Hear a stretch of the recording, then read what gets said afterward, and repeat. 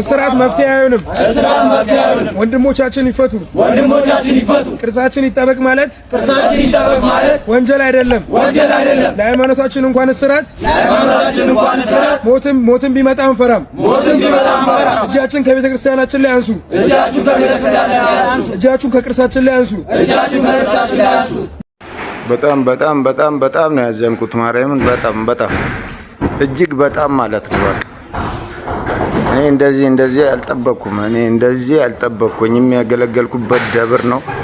ቢያንስ እንደው እነዚህ አባታችን ማስታወሻ ጥቅሶች ምስሎች ምናምን አሁን እኛ ነን ገብተን ያነሳ ነውና ምንድነው እንደዚህ እዚህ መስኮት ላይ የነበሩ የእመቤታችን ምስሎች ራሱ እኔ ነኝ ገብቼ ያወጣኋቸው። ምንድነው እንደዚህ የሚያስቸኩለው?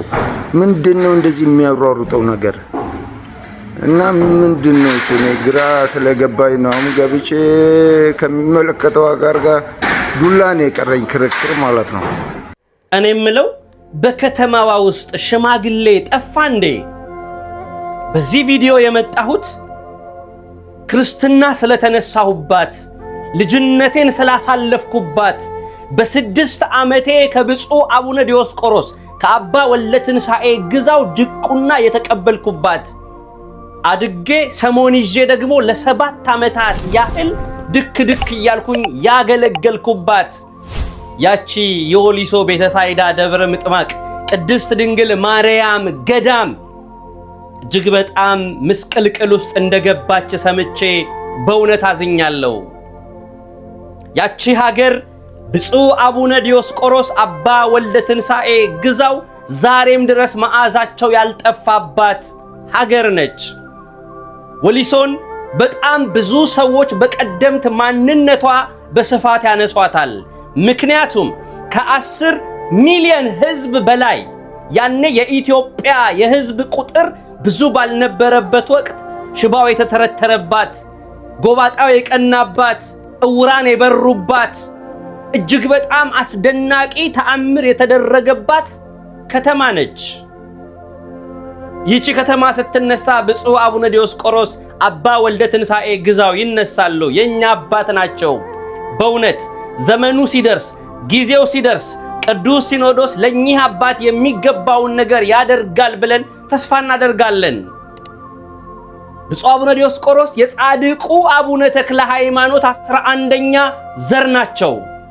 እዚህ ምድር በነበሩበት ወቅት ካለፉም በኋላ ብዙ ገቢረ ተአምራት የሚደረግባት ቦታ ነች ወሊሶ ማርያም።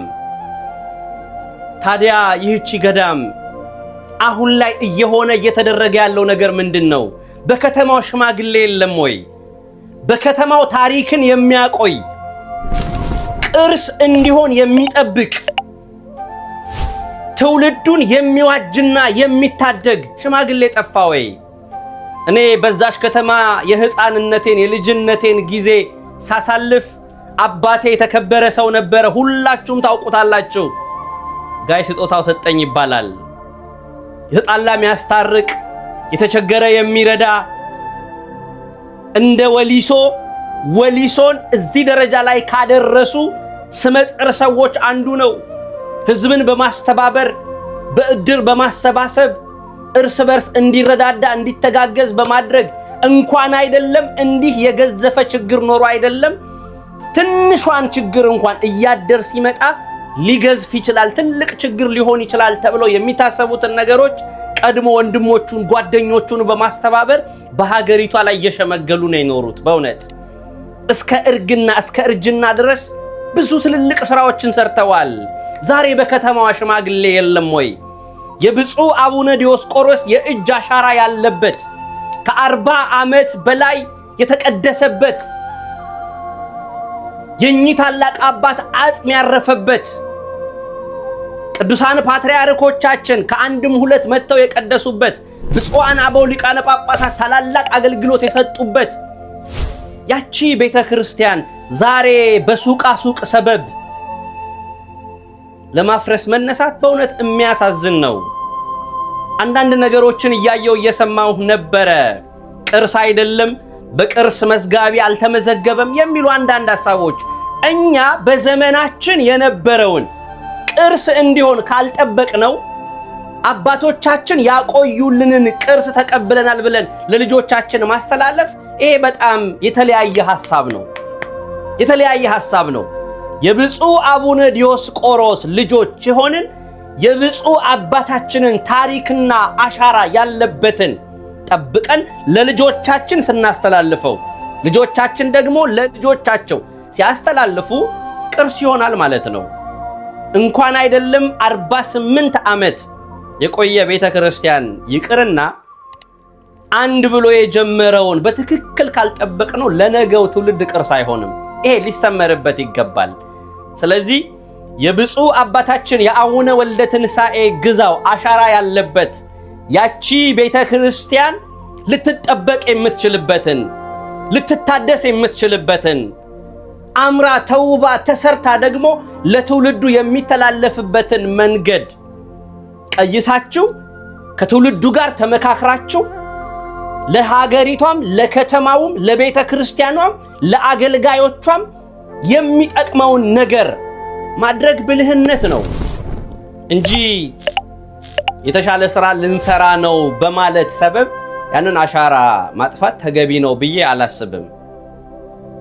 ስለዚህ ይሄንን ጉዳይ በከተማዋ ውስጥ ያላችሁ የሀገር ሽማግሌዎች ጉዳዩን ይዛችሁ አወያይታችሁ የሚጠቅመውን ነገር እንግዲህ ትውልዱ ይዞት የመጣው ሐሳብ አለ። የተሻለ የልማት ሐሳብ ካለ የሚጠቅም ከሆነ ቤተክርስቲያኗን የሚያሻግር የበለጠ ከፍ የሚያደርግ የብፁዕ አባታችን ስምና ታሪክ ሕያው ሆኖ እንዲቀጥል የሚያደርግ ስራ ካለ እሱ ላይ ተረባርበን ተጋግዘን መስራት ያለብንን ነገር ብንሰራ የተሻለ ነው እንጂ በእንቢተኝነት ኃላፊነት ላይ ስላለን ብቻ ማድረግ ስለቻልን ብቻ ማፍረስ ስለቻልን ብቻ ቦታውን በተለያየ የልማት ሰበብ ለዳንኪራና ላልተገባ ቦታ አሳልፎ ከመስጠት በፊት ቁጭ ብሎ ማሰብና መምከር ያስፈልጋል።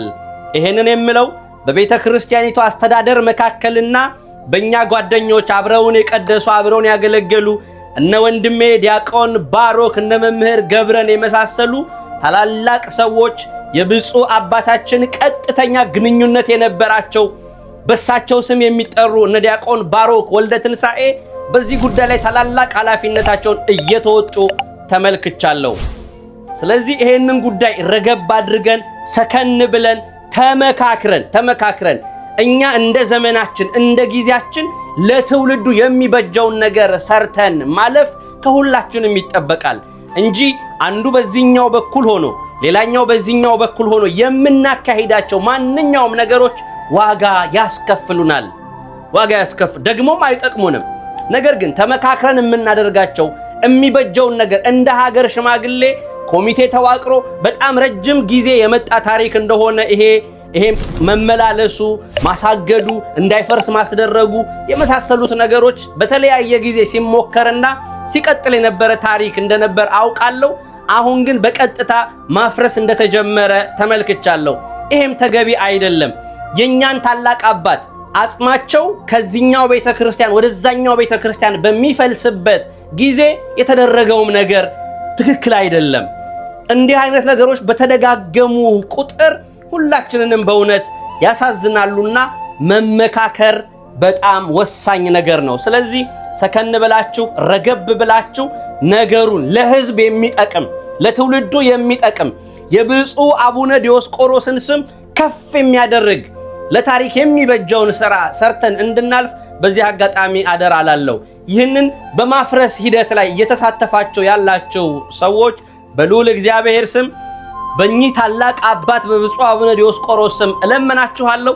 ማፍረሳችሁን ትታችሁ ቁጭ ብላችሁ ተመካክራችሁ መፍትሄ የሚሆነውን ነገር በአንድነት ተስማምታችሁ የሚጠቅመንን ነገር ወደኛ አምጡት። እናንተ ያናስባችሁ ስትመጡ እግዚአብሔር ደግሞ ያከናውንልናል። በእውነት ብፁዕ አቡነ ዲዮስቆሮስ በምድራችን ላይ የሰሩት ሥራ የሚነገር አይደለም። በጣም ብዙ ሰፋፊ ታሪኮችን የሰሩ የጻፉ ደግና በእውነት ጻድቅ አባት ናቸው ብለን ልንናገርላቸው የምንችላቸው ታላቅ አባት ናቸው። እኔ ከሳቸው እጅ ድቁና መቀበሌ ዛሬም ድረስ እጅግ በጣም ደስ የሚለኝ ነው። ሳስበው ሁሉ እደሰታለሁ በእውነት። ስለዚህ የሳቸውን ታሪክ ማጥፋት ሁላችንንም ከታሪክ ተጠያቂነት አያስመልጠንም፣ በእውነት አያስመልጠንም። ስለዚህ በመላው ዓለም ያላችሁ የብፁዕ አቡነ ዲዮስቆሮስ ልጆች ይህንን ድምፅ ሰምታችሁ በከተማችን በቤተ ክርስቲያናችን እየተደረገ ያለውን ነገር በንቃት ሆናችሁ እንድትከታተሉ በልዑል እግዚአብሔር ስም ጥሬን አስተላልፋለሁ። ወሊሶ ማርያም ሆይ ብረሳሽ ቀኜ ትርሳኝ። ሁላችንም በእውነት ይሄንን ቃል በማውጣት በአንድ ላይ ሆነን መክረን ነገሮቹ እንድናስተካክል አደራ ላለው እግዚአብሔር ለከተማችን ለምድራችን ሰላምን እንዲያደርግ ቅዱስና መልካም ፈቃዱ ይሁንልን።